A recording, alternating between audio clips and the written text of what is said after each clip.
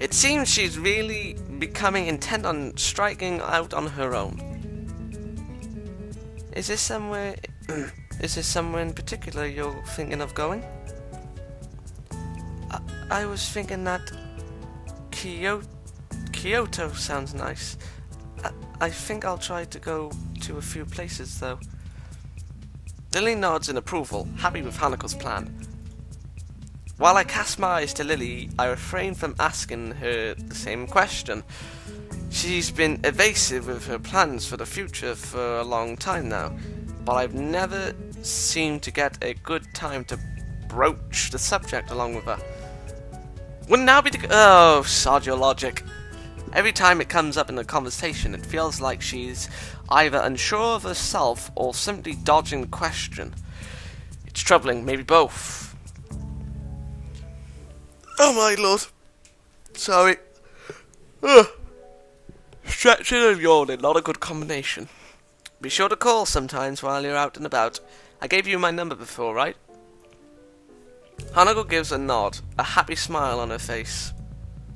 It's strange to see how happy people seem to become when they have a goal to work towards. Oh! Yuko seems to brighten whenever her university aspirations are brought up, and now Hanako is just the same. So why do I still feel this uncertainty? And why Lilly too? Relationships really can be irritatingly troublesome sometimes. Never been in one, but still. You have the troublesome bullet on the mark. Oh, what time is it? Oh. It takes me a second to remember that Lily's clock doesn't have any visual feedback. I really should know, given how many times I've been in her room. Nevertheless, I take my watch from my bag and quickly check it, the reason for her asking becoming clear. It's about 20 past 10. Nearly curfew. Luxord!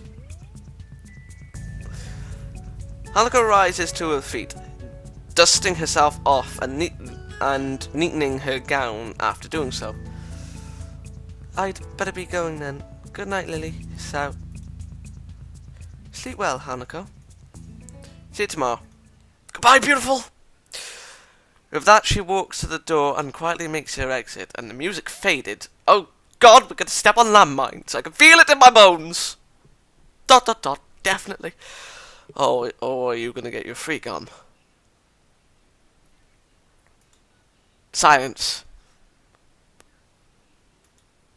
This seems to be happening more and more between Lilly and I recently. After a few seconds, I finally find something to talk about. Thank God. Oh yeah, finally music. Oh yeah, I talked to Muto on Friday and finally checked out some guides on colleges and how to apply for it. That's good news. If you're going to be applying for college, I assume you have some idea in mind of what you might do in the future. I think I've settled on becoming a science teacher. It's going to take a while to get through university and everything to be qualified, but I think it'll be worth it. Lily's face brightens considerably at the news. I suppose with her wish to become a teacher, she's delighted I'd take the same kind of path. So you've decided on a career of teaching? I think that path suits you most excellently, Sal. Oh, my voice, it's dying! I smile and nod. This time, even if I know she can't see me doing so, I know she feels it. I imagine Muto would have taken to the news well. That's one word for it. Hey, Lilly. Yes? I know you want to be a teacher, but for a second I wonder whether I should really ask... Oh, we're stepping on the landmines! Ask her the question on my mind, but that's quickly brushed aside by the fact that this is rather late to have second thoughts. Ugh, Jesus Mary. Surely you don't think that I'd be offended by something regarding my blindness? Wait, what? Her accusing tone is betrayed by her grinning face. Amused at my awkwardness in raising the topic. Some things never change. Honestly, I never considered her blindness. Good point, I guess. I was just thinking whether or not being blind would be a hindrance, what with your ambitions to become a teacher and all. I never thought of that! She looks mildly surprised before giving the question some thought. I refuse to think she's never actually pondered this issue before. No, that must be true. I wonder... Hisao, could you close your eyes for a moment? Okay. Raising an eyebrow, I do as she requests. I have no idea what she has in mind, and my questions only increase as I peek out from one eye. Cheating twat. Taking the black ribbon she usually wears in her hair. Her hair? What? She wears a black ribbon? From the cabinet beside her bed, she advances towards me while running it through her fingers to remove any stray hairs remaining on the piece of cloth. Crafty. There we go. I suddenly click on her intentions as I feel the black strip make contact with my face, wrapping around my head and over my eyes. What exactly is this for? It's a little test, Hisao. Since you seem to be wondering, I'll let you see things as I do for a time. Okay. Huh, so that's what this is about. To be honest, this actually sounds kind of fun. Childish and rather silly to anyone who would be watching, but a bit of silly fun never hurt anyone. Stay with me here now, I'll never surrender. I want to make an A out of that, but alas, my laptop is dying. I stand up with a heave, my hands quickly moving out in front of me to warn me of any obstacles. Okay, now what? Now, touch me. If you say so. Now then. I slowly make my way forwards towards the sound of Lilly's voice.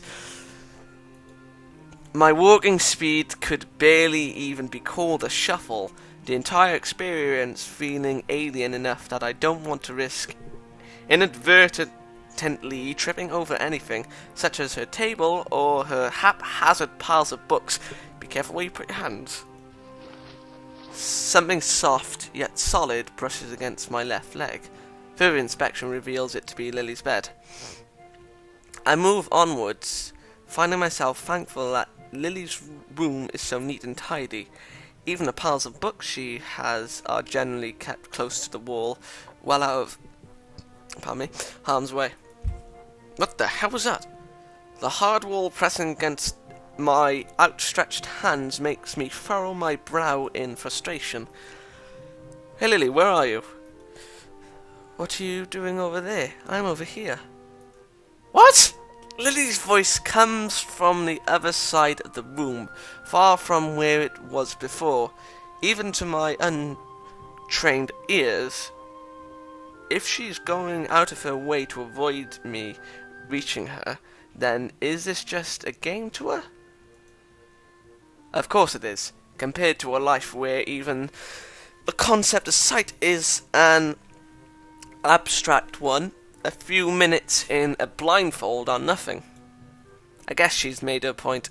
She's more than capable of navigating her room, and further, I've seen how independent she is even when compared to many of the others in Yamaku. Well, even if this is just a game, I may as well play it wholeheartedly. With a pace much quicker than before. Oh god, the thumbnail's gonna be horrible for this.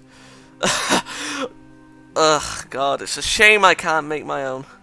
I move towards the source of her voice, deftly sidestepping the table in the center of her room thanks to remembering its position. I've got you now. She gives an impish giggle, one just long enough to work out that she's passing just beside me. Oh my god, what happened? I quickly turn around to face the new the table wasn't there before. Oh, she's running rings around you. Ow, ow, ow. Where'd she go? I slowly sit up next to the table, raising my blindfold as I rub my aching head. I give an irritated kick to the table that's sitting just in front of where I fell. Utterly pointless, but the thing deserved it. Useless creature. Not you, the table. Hisao? Lily's still standing just to my side, obviously unsure of what's befallen me. Sorry, I kinda fell over. Are you hurt? My head hurts, but I think I'm okay.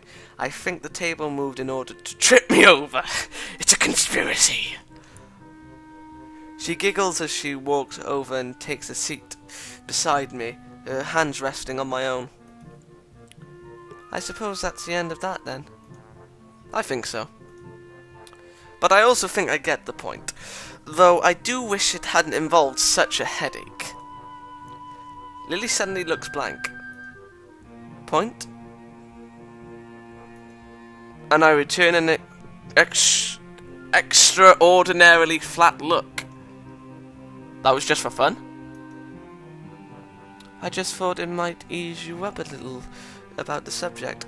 You always seem to tiptoe around it after all. In regard to teaching, sight isn't that important. There are plenty of classes taught by entirely blind teachers, and more than enough resources for me to learn the subject. It's as simple as that, really. Huh. So it was just a game. But I get the oh. Okay. I slump my shoulders and give a snort of amusement. Yeah, I understand. I guess we'll both just have to work hard to reach our goals then. What is it? And the music's fading again! With a little hesitation, Lily pushes forward her chin and closes her eyes in an unmistakable gesture.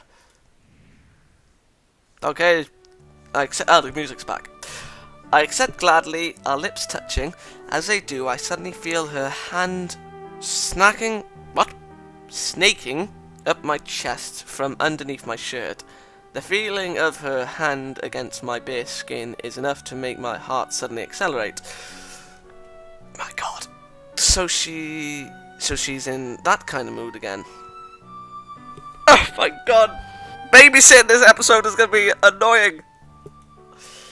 Well, I'm hardly one to complain. She does generally like this, and even with all my medications, my libido is thankfully still intact. I lean into the kiss further, holding her hand tightly as I feel it tracing the contours of my chest. Never mind.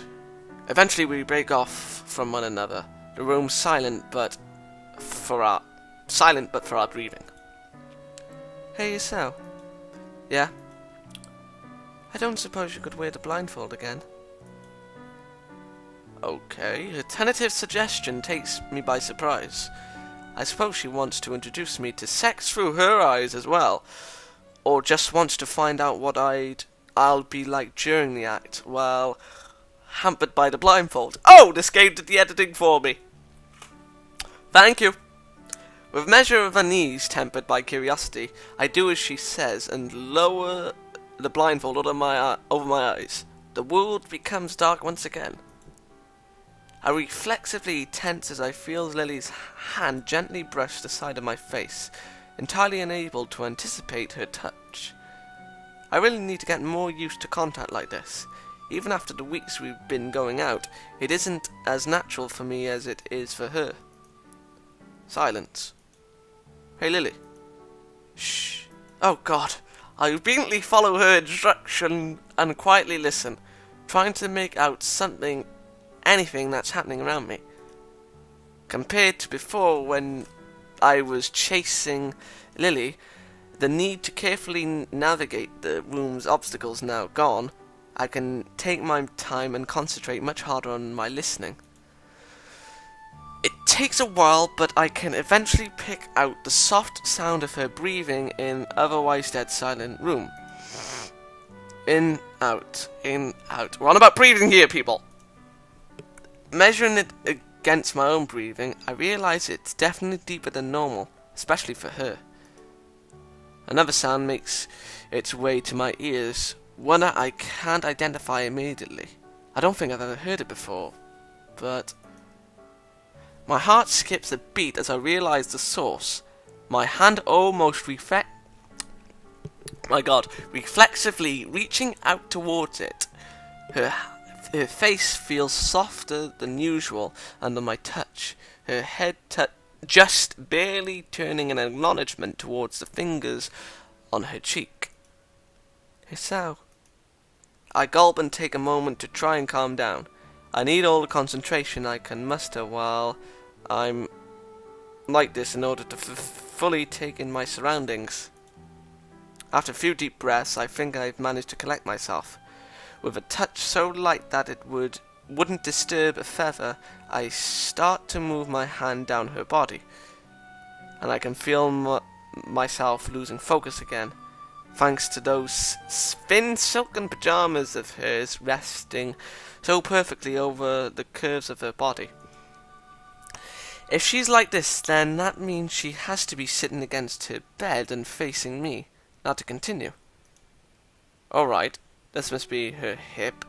If I just move slowly downwards. Lily's breath catches as my hand comes over hers, tentatively following her fingers between her legs and losing them as they go underneath her underwear. Just the slightest moisture touches my fingertips, but it's enough to easily work out what she's doing. Oh!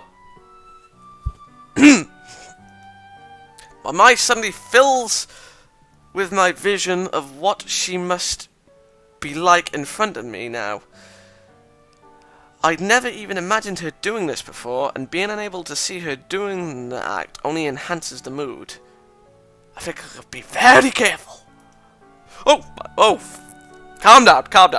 I work the blindfold upwards, brushing out my eyes a couple of hairs that were stuck to the ribbon before. For a period of time I can only guess at my mind goes completely blank. All I can do is stare as my newly freed eyes take in everything in front of them.